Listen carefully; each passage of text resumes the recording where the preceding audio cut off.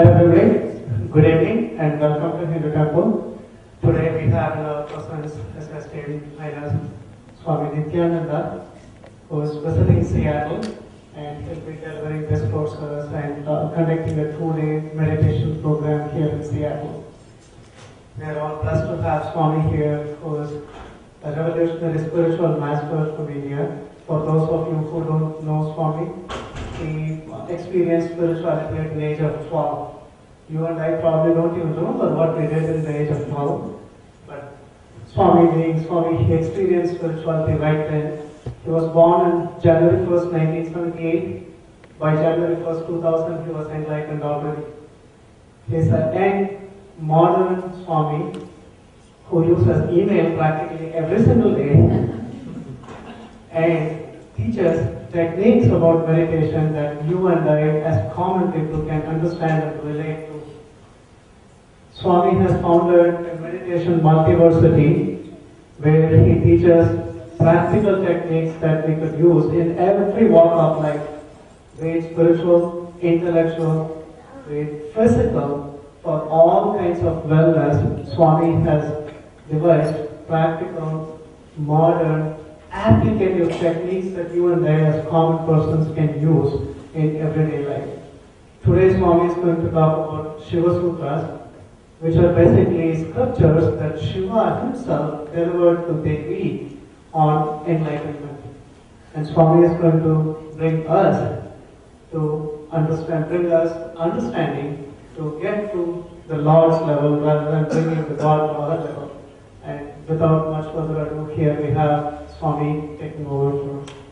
Welcome to Seattle, Swami, and we are very glad to have you in our presence. Thank you.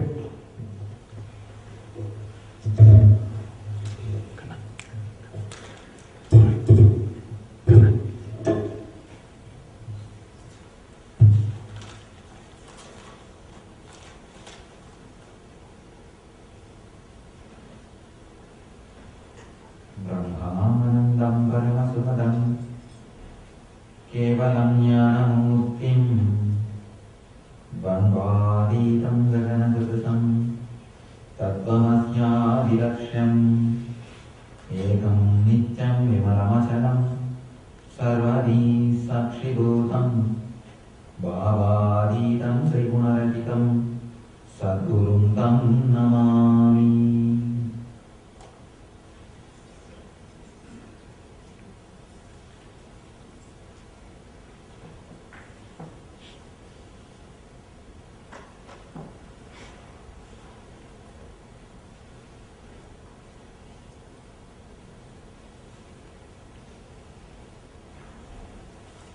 Welcome you all. My love and best wishes.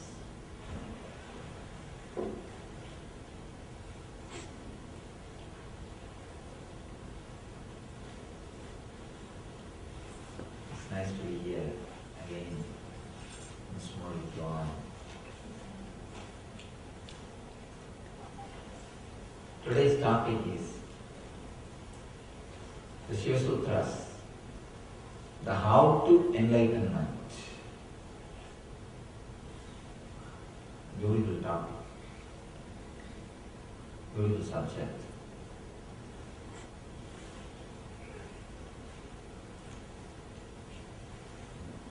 First of all, we should know a few things about enlightenment.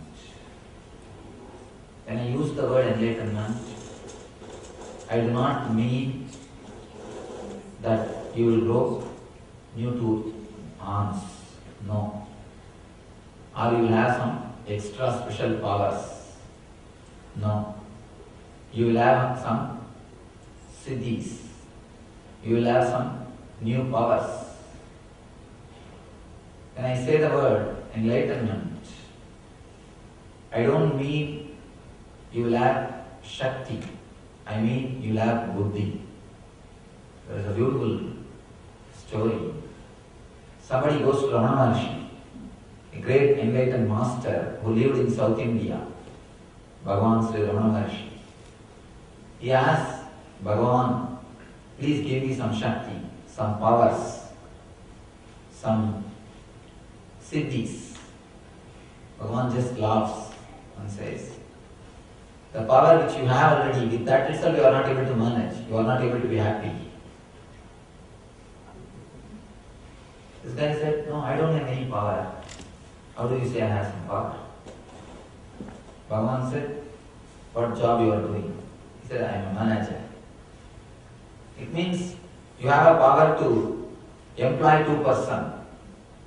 You have power to remove 2% from job. You have power to handle certain amount of money. You have power to handle one family. That much of power you have. Are you happy, totally peaceful, blissful with the powers which you have? He said, no. Sometimes I am not able to handle the power which I have. I am not able to take the responsibility. I am suffering. That's why I came to you. Bhagavan asked, then when you know that you are not able to handle the powers which you have already, why do you want some more power? Ask for buddhi, not for shakti. There is a clear understanding which you need to know. Shakti to make your dreams into reality is one. Buddhi to realize whatever your reality is nothing but your dream is another one.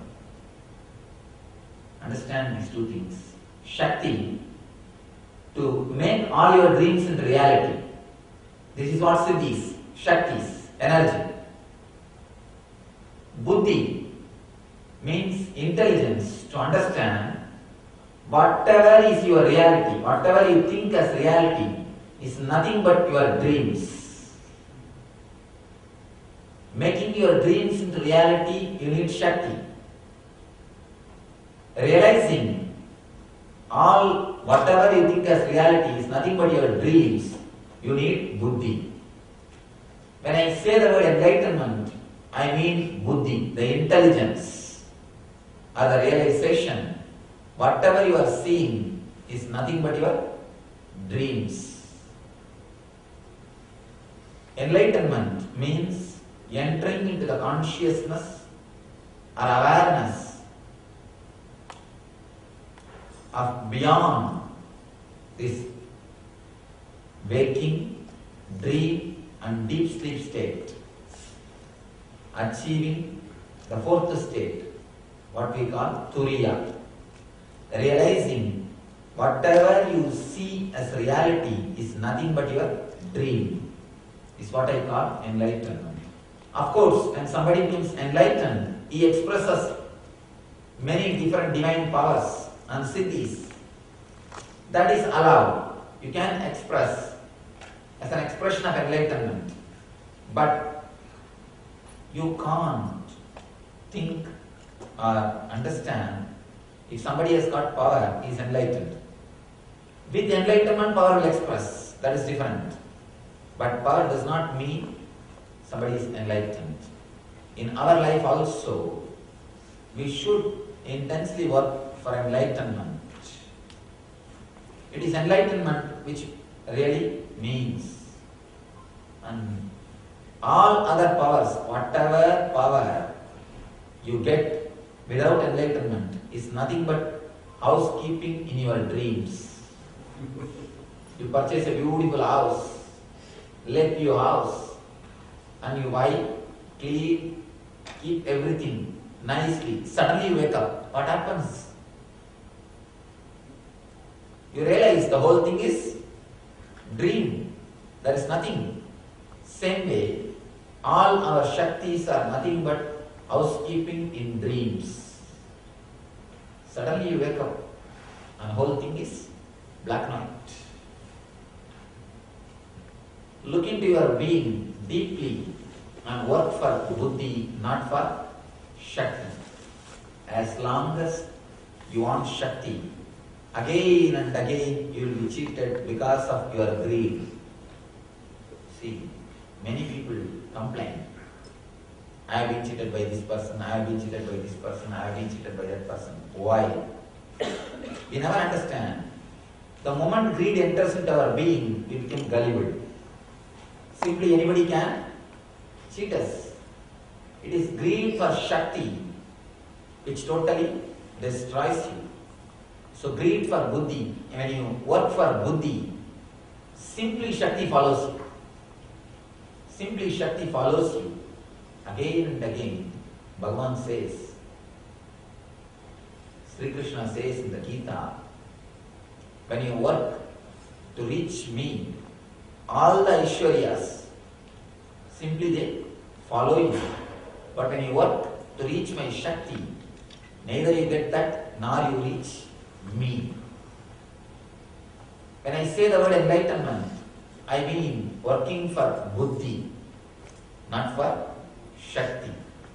When you work for Buddhi, simply Shakti will follow you. Shakti will follow you. The how to enlightenment. Many people come and ask me, Swamiji, first of all, why we are in bondage? Why this suffering? Why this world came into existence? Why? I tell them, you see, to tell you honestly, I don't know why. If at all God calls for a roundtable conference once more, I'll ask him and come and tell you. The why can never be answered. Whomsoever tried to answer the why, they created only philosophies. The why is asked from the level of logic, and the existence is beyond the level of logic. It is beyond reasons, beyond logic. So the why can never be addressed. The why can never be answered. We can't reduce the existence to our level of logic. People ask me, Swamiji, why don't you prove God with logic? I tell them, no, He is God because He can't be proved by logic. The moment you can prove Him by logic, the logic will become God. Logic will become higher than Him. When you ask why we are in bondage, why we are in suffering, why so much of differences in the world, the why can never be answered. The only way is how. There are two kinds of minds. One is why, who creates philosophy, which is intellectual, which wants only words, mere words, nothing else. The next is how, who want the immediate solution. The people who want solution, people who are really practical. When you ask how to enlightenment, you just want to liberate yourself. You just want to move towards the goal. You have no time to waste in just intellectual theories, intellectual philosophies. In India we use a beautiful word, Shastra Jala Maharanya, means a big forest of literatures. Big forest of literatures. Amazon of books. That is why I think that Amazon.com website, the right name for books. Now I understand why they named the books website as Amazon.com. It is actually Amazon.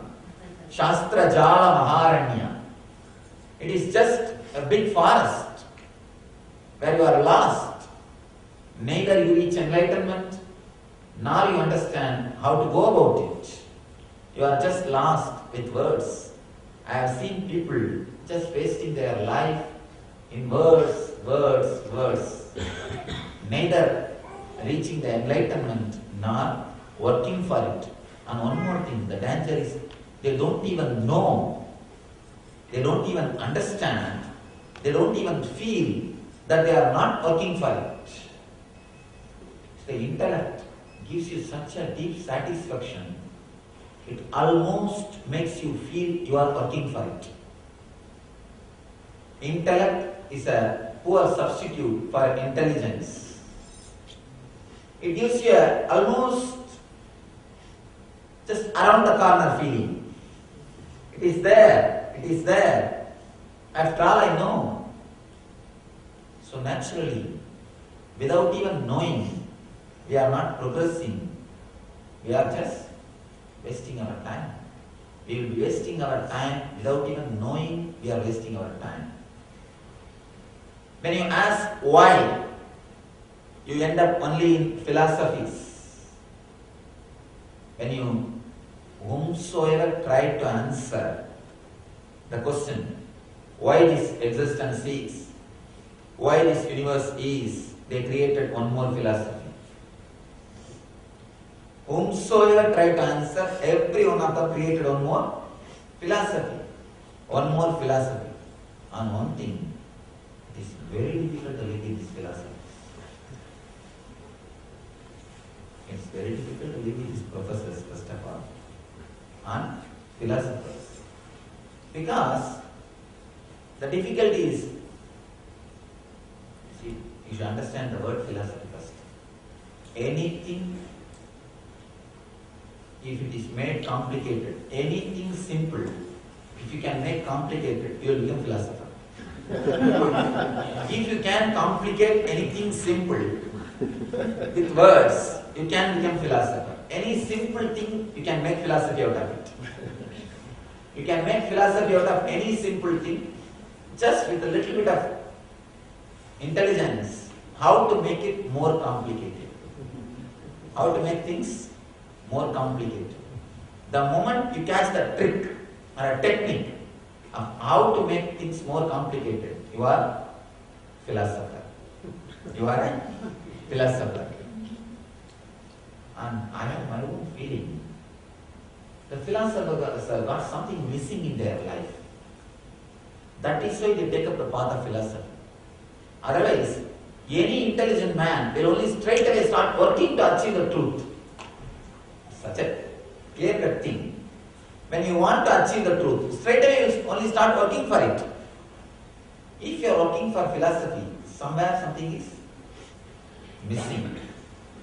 Once some young guy goes to Socrates and asks, "Sir, should I marry?"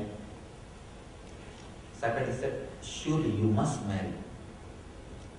The guy said, "But you are not having a happy married life." Socrates' wife used to beat him. And he used to always live outside the house, in veranda. And all his philosophy is only for the others. To his wife, he will just listen. He will just obey. He can't speak in front of her. The guy referred this and said, the young guy, "After all, you are not having a happy married life. Then why are you asking me to marry? Why are you recommending marriage for me?" Socrates said, "You see, only two things can happen. Either you will have good wife, happy married life, then naturally you will have a beautiful life. That's okay. Otherwise, you may have like mine. Even if that is the case, you will become a philosopher like me. It's good for society. Either way, it is going to be good. Either have a happy married life or become a philosopher like me. Either way, it's going to help you. So I feel someday, when you are not enough practical, when we are not enough intelligent, we stop just with the question why. The why is not enough. The why is not going to solve. Why is going to only, it's like a itching. Any philosophy is like itching. For a few minutes it's okay. But again, it becomes more. And after half an hour, again you need to itch little bit. You feel very nice when you scratch. Philosophy is also, is nothing but intellectual itching.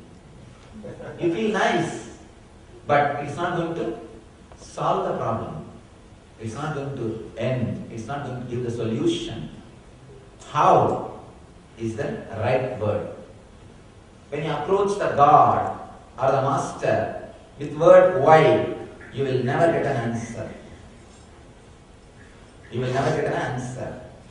When you approach the God or the Master with the how, you will straight away have not only the answer, you will totally solve the problem. Not not only solving, dissolve it. You will dissolve the problem.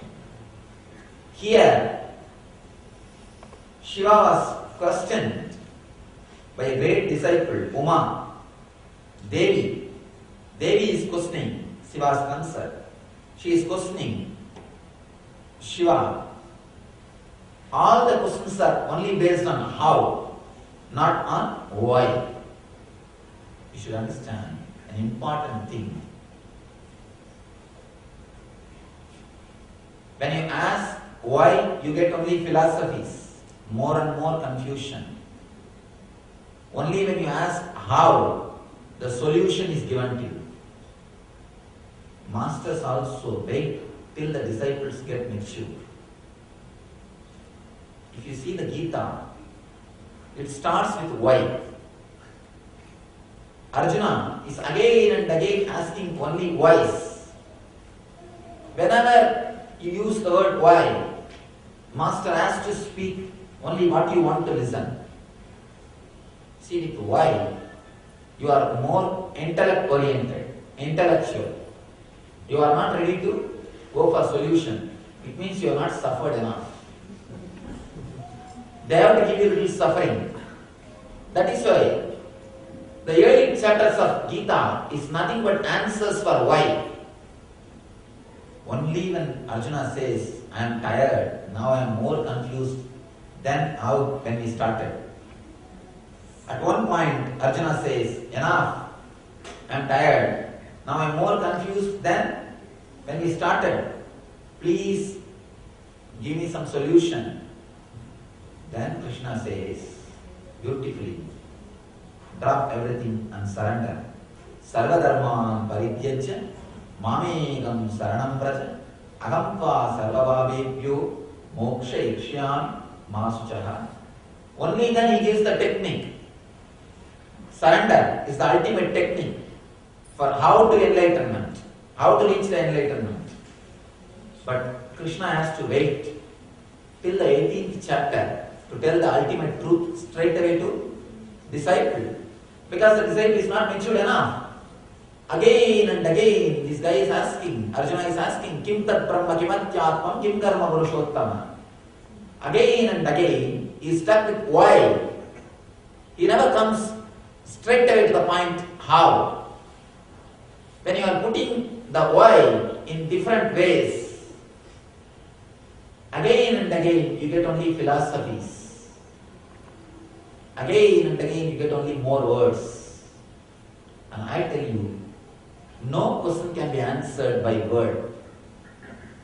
This is a simple, people come and ask me, Swamiji,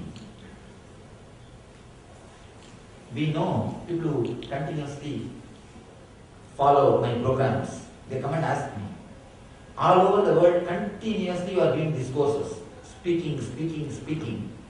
Every day in some place or other. You see our website, you can see the complete, this year calendar is full. Not even a single day is free. Till 2006, completely the calendar is full. Somewhere or other I am speaking, giving public discourse or meditation camp, some program.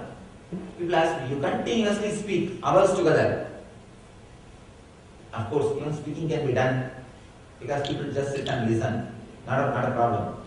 How do you answer the questions? Continuously people are asking you questions. You are facing a different level of minds, different people, different culture, different questions. How are you continuously managing? You have answer for every question. And I tell you one of the important secret. You can even take this as a business secret. It is simply a trick of diverting your mind from the question. That's all. No question can be answered. I straight away honestly tell you, no question can be answered by words. I just add more words so that you feel tired. You are just tired and you say enough, I understood. You just get bored and you say enough, I understood. Enough. It is nothing, answering a question is nothing but a technique of adding more words so that you feel tired. you feel bored. Let me be very open and I am honest. You cannot get the solution to any question by words. If you feel you are satisfied by hearing some words for any question, be very clear.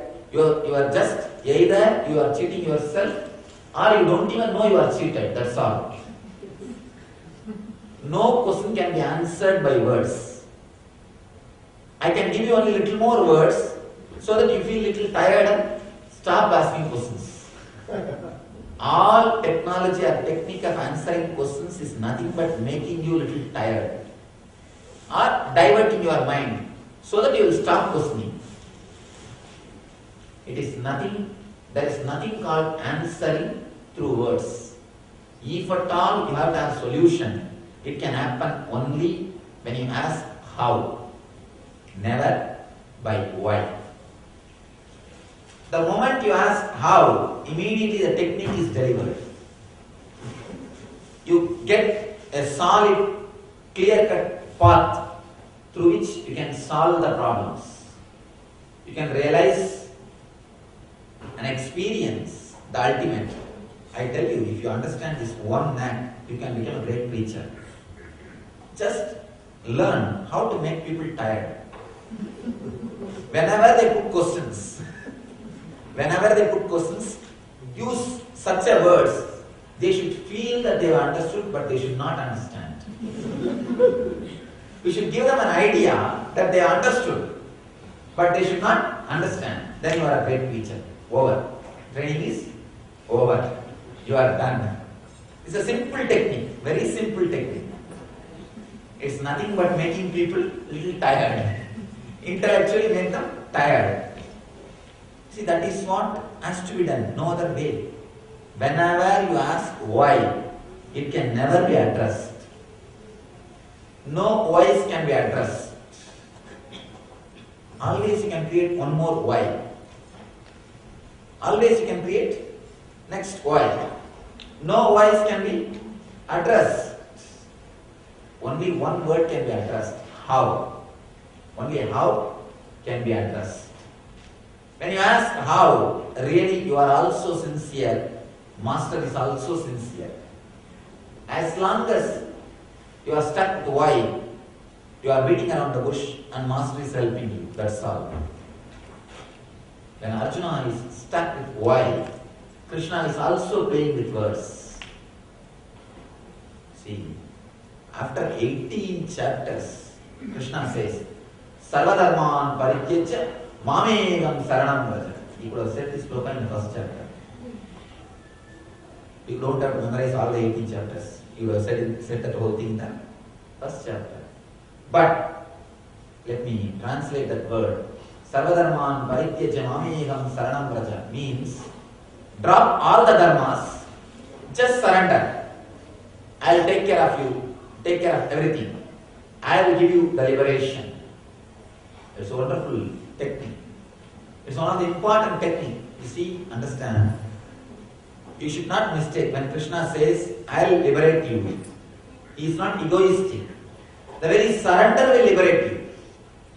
That is what he means. The very surrender will liberate you.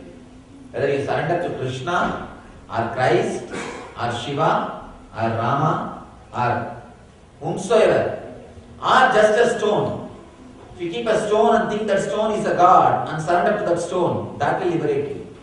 The very power of surrender can liberate you. It is not important to whom you surrender. It is important how deeply your surrender is. The simple surrender can liberate you. It is not at all necessary to whom you are surrendering. You need to understand only thing. The very surrender can liberate you. Actually, this Krishna could have told in the first chapter. We don't have to memorize all the 18 chapters. But Arjuna is not ready. He is not ready to listen the word. He is not ready to listen. He is not coming to the question of how. He is continuously stuck with the questions why. Here, unlike Arjuna, Uma Devi starts, straight away she starts with how. Oh Shiva, please guide me how to reach your state, how to achieve your state, how to realize the ultimate consciousness. Because the question is so straight and the questioner wants the solution, Shiva straight away starts giving the answer. He straight away starts with the technique. According to me, from my experience, this is the ultimate book ever I read. I can call this the book of books. Shiva Sutras is the book of books. If God asked me to choose only one book in the planet Earth, if He asks you have to choose only one book, surely I will choose only this book, the Shiva Sutras. Because if this one book is preserved, again we can create the whole human civilization. Whatever is the root cause of the civilization, whatever, when I say whatever, I mean whatever, whether all the philosophies or all the science, all conscious growth, all possible growth, all the roots, I can say all the seeds are preserved in this one book. I can say it is unabridged encyclopedia of whatever exists in the planet Earth or the universe. It's an unabridged encyclopedia of consciousness. Straight away, Shiva starts this book with the techniques. No wastage of time, no wastage of energy, no wastage of words. See, we can always write a book called Gita Sara, means the essence of Gita. But we can never write a book called Essence of Shiva Sutras, because there is no waste. The whole book is essence. In Gita, Arjuna wasted a lot of time by putting intellectual questions. Krishna has no other choice. He has to answer all the intellectual questions. And one more thing, unless your intellect is convinced, you are not ready to listen.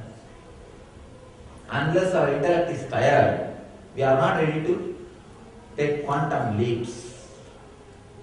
People ask me, in our meditation camps, I tell the people, please stop reading. But in the public discourses, I always tell the people, please read all spiritual literatures. I encourage reading. They ask me, what is this one? In the beginning, you tell us you are encouraging the reading. Later on, you are asking us to stop reading. You are contradicting. Why? I tell them, I ask you to read so that you will stop questioning, so that you will start feeling tired. And one more thing, the beauty is when you read more and more literatures, you get so thoroughly confused. We get so thoroughly confused, we are tired of reading. We are tired of reading. And we come to a certain maturity to enter into the experience. Unless you are tired of reading, unless you are intellectually tired, you will not work for experience. We will not go for experience. As long as our intellect is not tired, we will be continuously asking only for intellectual stuff. Even if you are given techniques, you will create philosophy out of it. You will create theories out of it. First thing, our intellect should become a little tired. That is what Krishna does in 18 chapters. The 18th chapter, once the guy is totally tired, Arjuna is tired with all this intellectual stuff, he comes with a straight, clear answer. He comes with a straight, clear answer. Here, there is no need for any intellectual gymnasium. There is no need for any words.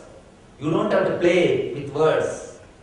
There is no need for any brain candy.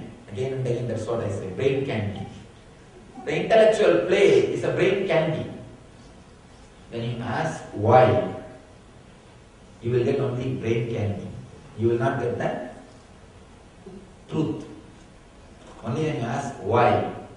Only when you ask how, not why. Only when you ask how, you will get the technique or the truth. Straight away, the solution. Then you ask straight away, how? How to reach the state of Shiva consciousness? How to reach the enlightenment? How to realize the enlightenment? Shiva starts speaking. He goes on, beautifully describes the 112 sutras, 112 meditation techniques. These techniques are created for past, present and future of humanity.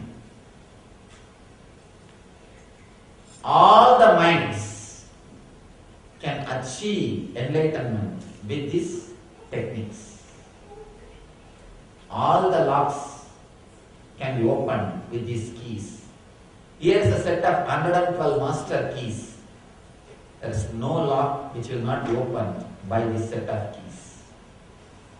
Such wonderful keys, such wonderful meditation techniques, such wonderful sutras Shiva delivers. It is, you can say,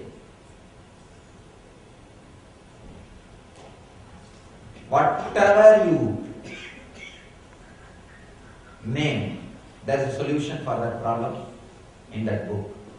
Whatever way you wanted to reach the ultimate, there is a path, there is a clear-cut solution, an answer. Of course, I will speak on one technique of Shiva. I will try to describe one technique of Shiva. Surely we can't see all the 112 techniques in such a short time. We will see today one technique, one sutra. We will work on that one sutra so that we can have a glimpse of Shiva consciousness.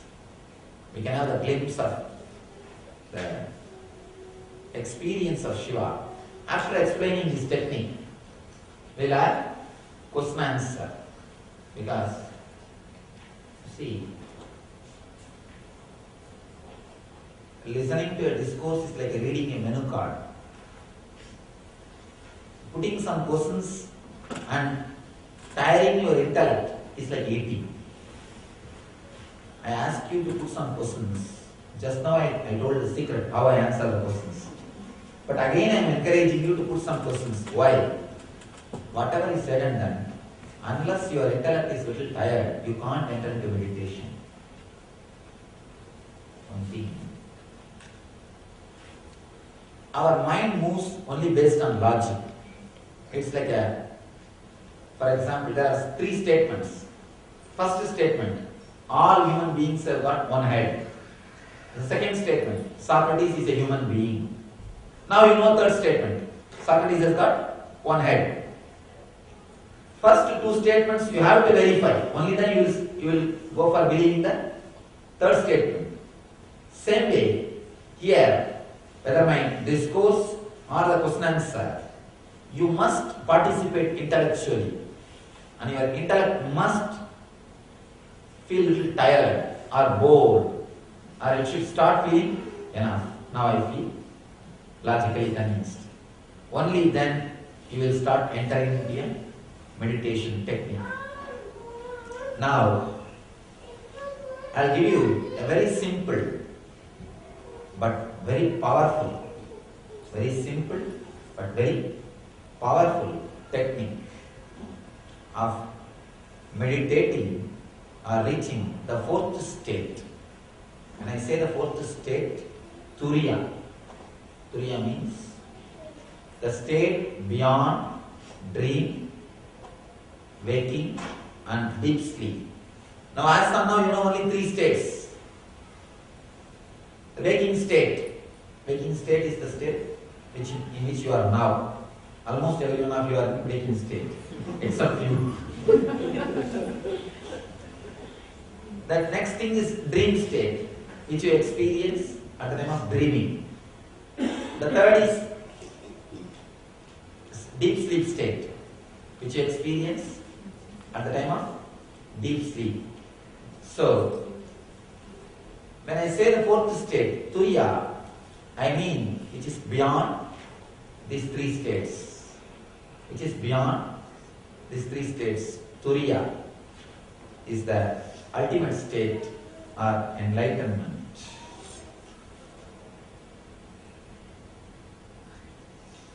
It's a very simple thing. Before entering into dream, or before entering into deep sleep, or before entering into conscious state. Actually, every day you go through all these three states.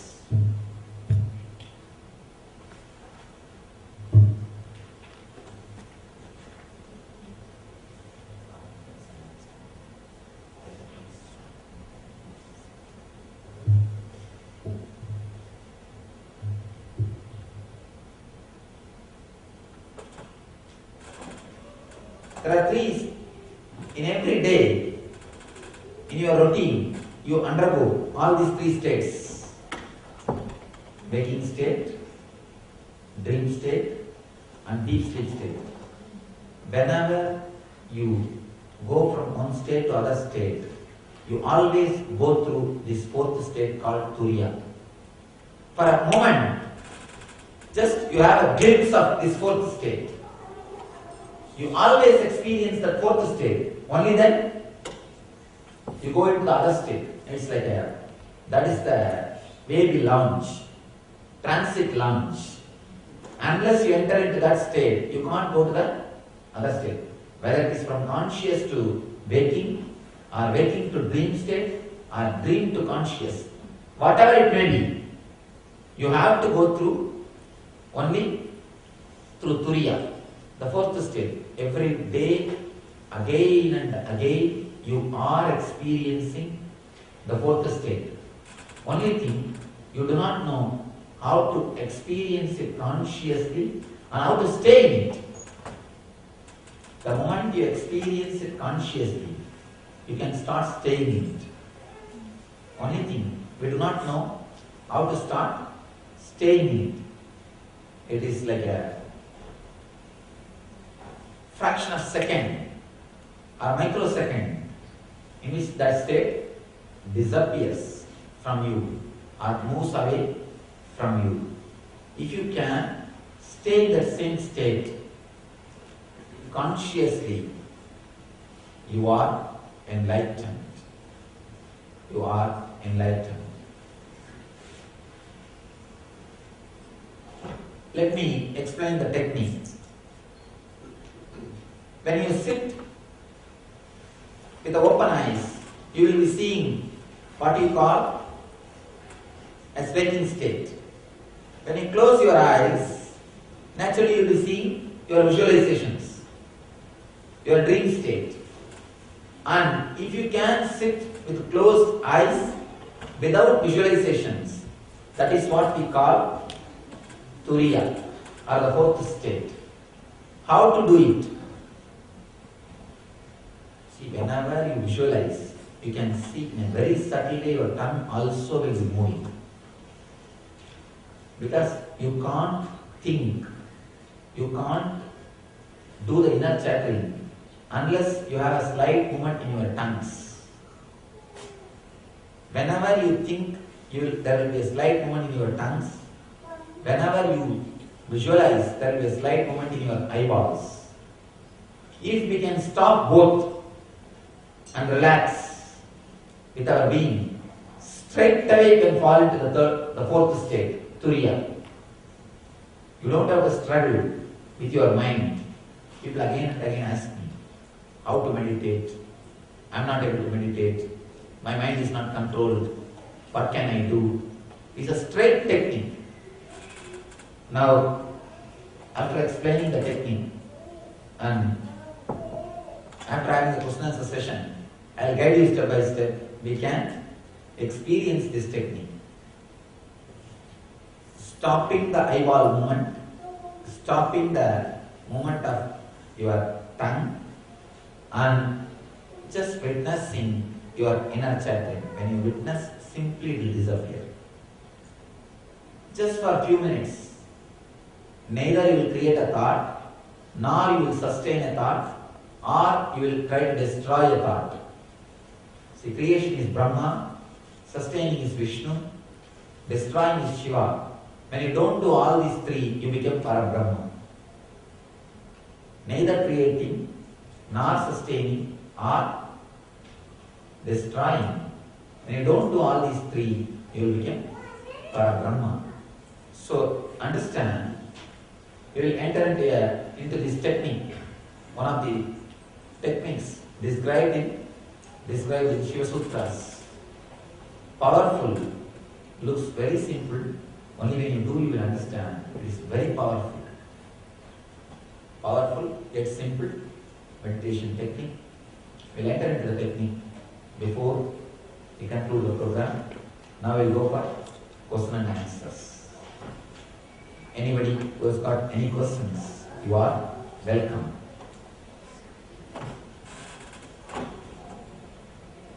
Yes.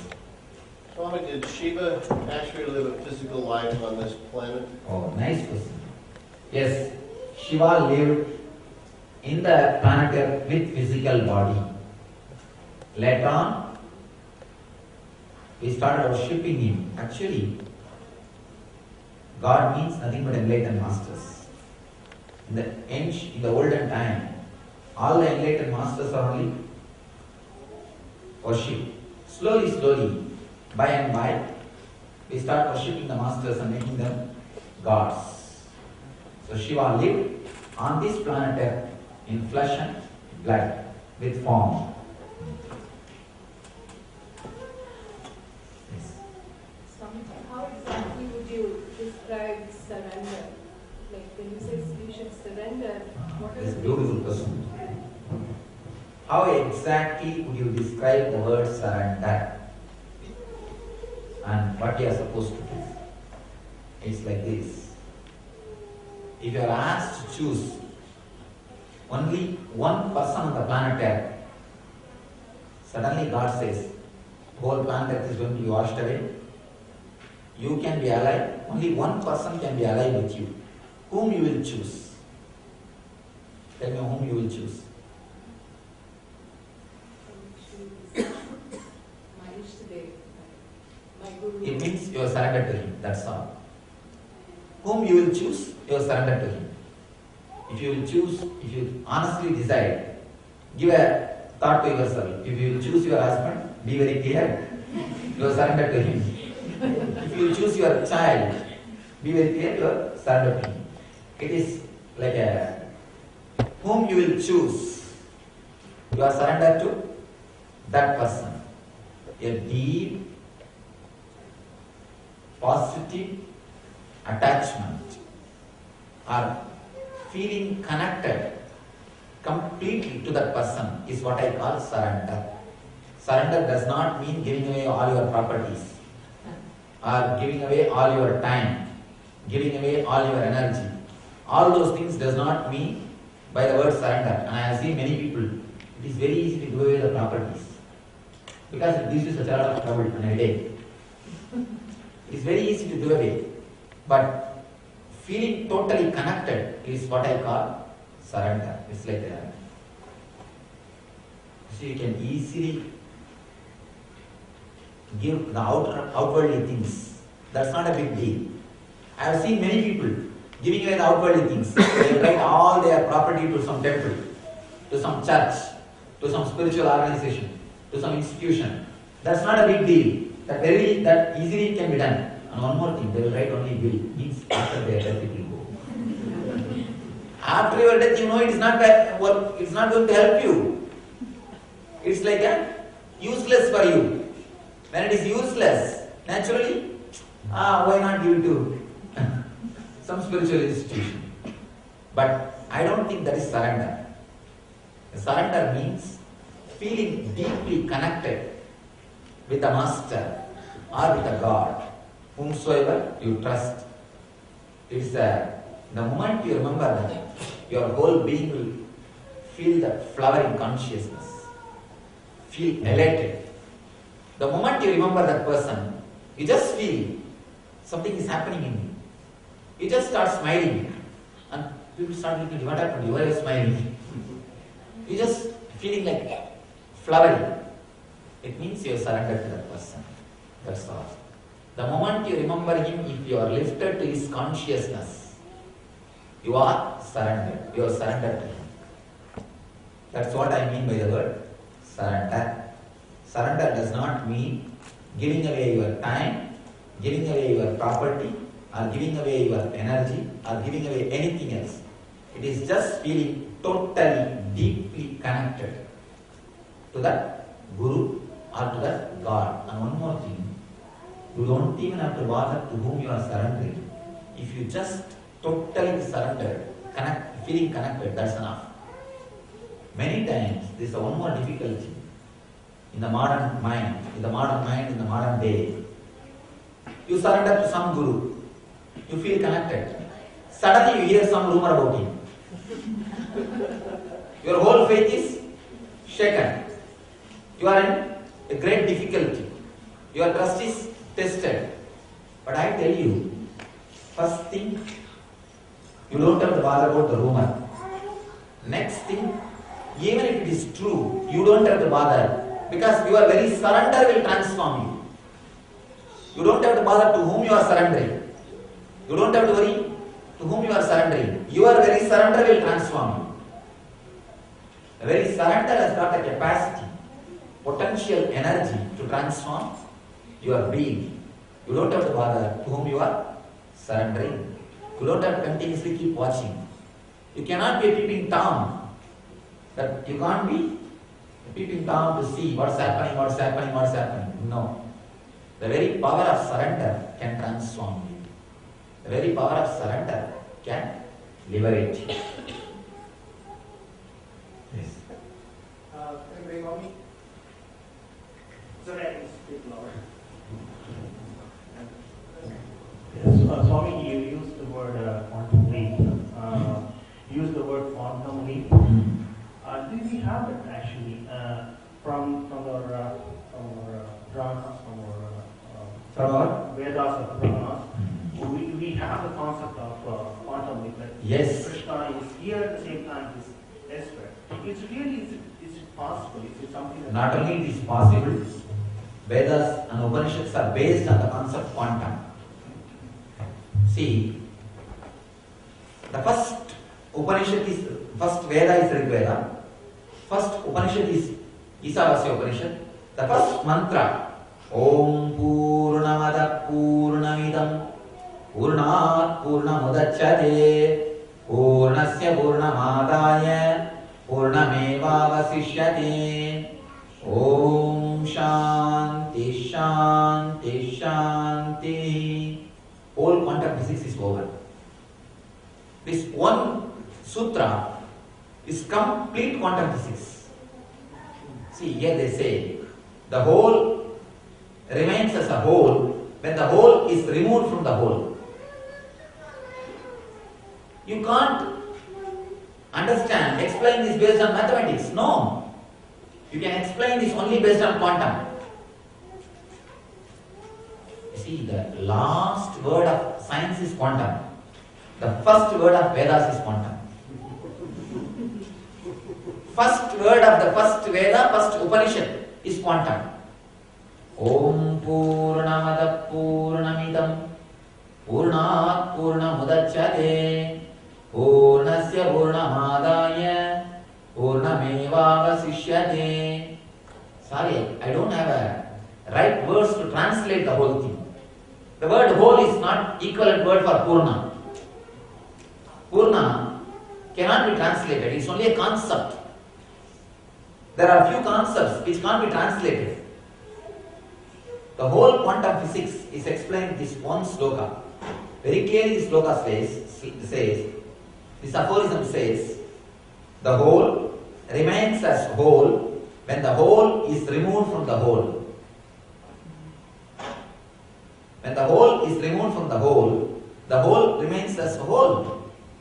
A clear Big Bang and black hole theory. You see, in the black hole, everything goes and merges, and the black hole also disappears. Logically, you can't explain. And the same way, Big Bang. Simply out of nothing, the whole thing is created. But the whole remains as a whole. When the whole is taken out of whole, the whole remains as whole. It is pure quantum physics. It is pure quantum. And is one more thing, I tell you. A yogi or a Vedanti is more practical, more straight than a modern day quantum physicist. Because he knows not only the why, he knows the how also. With quantum physics, they are stuck only with why. They are not able to go to the step how. The other day I had an opportunity to meet one of the great scientists, wonderful person.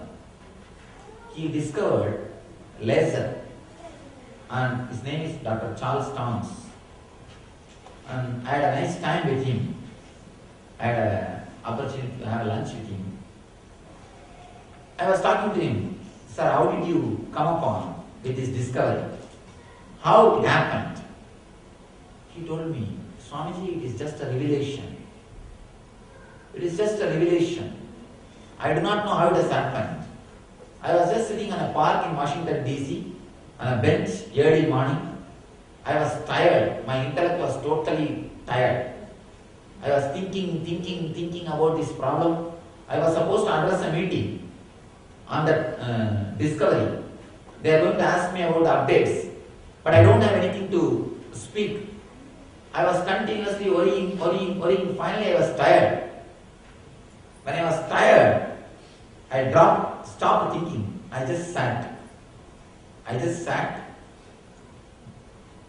on the bench in Washington DC park, in a park in Washington DC, on a bench, morning, sunny day, early morning. I was just sitting. Suddenly something came out of my being. I know for sure, without any doubt, this formula will work. And I simply penned it down. I wrote it down. That day, the meeting was there, but I was not able to speak about this in the meeting because I don't know the logical steps. I know only the conclusion. I don't have the logical steps. So I went and took few days to work the logical steps. After that, I presented to the group, or I presented to the community in which I am supposed to address. He says, Swami, it is a strange thing. In science, we always speak steps, then conclusion. But when I had the conclusion, it was just delivered to me as a conclusion. It's a revelation. I don't know the steps. Later on, I have to work to patch up the gap. I was not able to give logical conclusion. That's what I told him. This is what our rishis call Shruti. Shruti means just heard. You experience. You don't know the logical conclusion. You don't know the logical steps. It is just revealed to you. It is just revealed to you. The first sutra of the Upanishad, the first Upanishad is quantum physics, the quantum concept. And one more thing, at least with physics people, they are only stuck with why. Once in a while they get a glimpse, but with masters, with mystics, they know the how also, how to get in tune with the revelations. How to get in tune with the revelations. They are one step ahead. The mystics are a little deeper in the quantum area, in the quantum science.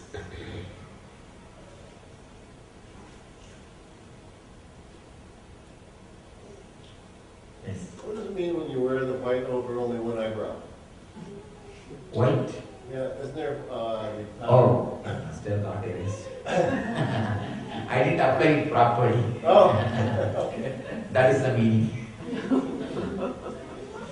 It's actually a reminder for you again and again that the whole world, whatever you see, is nothing but ashes. So again and again remember the ultimate. Don't be just stuck with what you are seeing. See beyond what you can see. When a person sees beyond what he can see, he becomes seer. A rishi is a man who sees beyond what you can see. It's just to remind you, you are supposed to see beyond what you can see. Yes. Why is there a snake wrapped around Lord Shiva's neck? What is the significance of the snake? I think you should ask him only, I don't know. Snake is used as a representative of Kundalini Shakti in Sanatana Dharma. But I don't know why it is wrapped around his neck. Is there any significance of 3 knots around his neck? No, I have no idea. I can give some significance, some connection, but I don't want to give unless I feel convinced about it. I can convince you, but I will not be convinced. So let me be very clear. I don't have an idea about why that 3 knot or why that it stands like this and why Shiva is having hand like this. All those things I don't know. Maybe they have taken still at that time. That's all. They captured him at that moment. That's all. Yes. How can the mystic be in relationship to the rest of the world, which is not the mystic? Oh, see one thing. With intellect, with a philosopher, you have always this problem. He can't relate with the world. After some time, he can't relate with the world. Either he becomes eccentric or he starts having pride. That is something more than others. With the mystic, always there is something called compassion happens to you. If you have only intelligence without compassion, you are a philosopher. If you have compassion also, you become a mystic. In Sanskrit they say 3 words, beautiful words. Physical strength, Bahubala, physical strength. Buddhibala, intellectual strength. Atmabala, spiritual strength. If we have only physical strength without spiritual strength, we become a gunda, a rowdy, gangster, criminal. If we have only intellectual strength without spiritual strength, again we become a philosopher or cunning politician. If we have spiritual strength, only then we can be called as mystic. Spiritual strength means compassion. When a mystic happens, when somebody becomes a mystic, the compassion starts radiating around him. He can simply relate with the world. The compassion just oozes out. He can relate with the people. Only when we don't have compassion, the pride and the ego stops us relating with the world. When we have the compassion, you become such an authentic being. You start radiating love and you start relating with the whole crowd. You can start relating with the mass. And from my experience, I can tell you, only a mystic is a person authorized to relate to the world. Nobody else can relate. Everybody else only can pretend. They can't relate. Only a mystic can relate with the mass, with the humanity, with the rest of the world. Yes. How to get the Atma when the person decides Phala is there? First thing, how to get Atman. You don't have to get because you have. If you don't have, only then you need to get. You have, so you don't have to get. All you need to do is just start expressing. Next thing, if somebody decides how long it is going to take, with a right conscious decision, with your clear-cut choice, simply this moment. There is no need for time. The moment you think it is going to take time, you know only how to postpone. You will only postpone. There's a beautiful story. Somebody took some loan. The guy who gave money, he came to his house, take the money back. He put a board, come tomorrow. Every day that guy will come and see the board, come tomorrow and go back. Come tomorrow, come tomorrow. The moment you know how to postpone, you will postpone forever. Either now, here or nowhere. I tell you, let your struggle, let your decision be so strong, so intense, simply you can realize it now. And with these sharp techniques, especially the techniques from Shiva Sutra, you can straight away start working in your being. You don't even need some particular time. I can't say like 1 year course or 2 year course, nothing like that. It is just your intensity. So with intensity, now here. Without intensity, nowhere. It is just the quality of your intensity. It is just the quality which is needed, not the quantity.